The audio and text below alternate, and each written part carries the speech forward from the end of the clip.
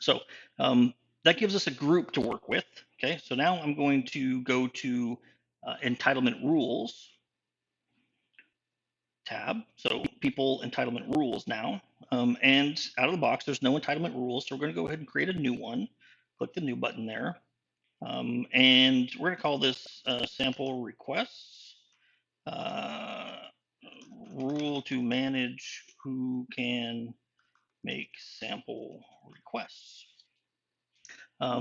Let's see, the rule definition. So we at Greenlight, we like to use groups of people. That seems to make the most sense for most organizations, but you can also use locations. So you can have location-specific entitlement um, rules effectively, and you can also have role-based entitlement rules.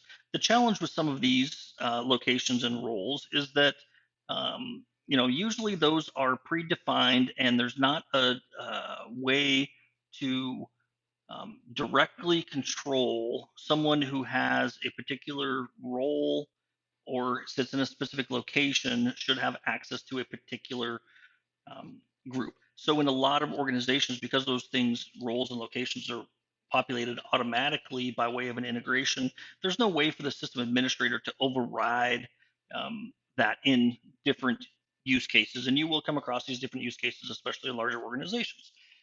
So that's the reason why we tend to lean towards groups. But of course, locations and roles are perfectly viable and can be leveraged. In our case, we're going to go ahead and set up a group, and we named our group entitlement sample request. So I'm going to pick that as my group. So go ahead and save and edit just so we can look at the rule definition in and of itself. You can see that entitlement rules are relatively simple and straightforward.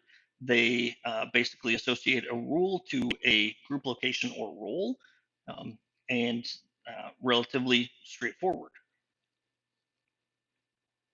Okay, so that's our entitlement group and our entitlement role. Next, we'll look at how do we associate that entitlement rule into a particular offering.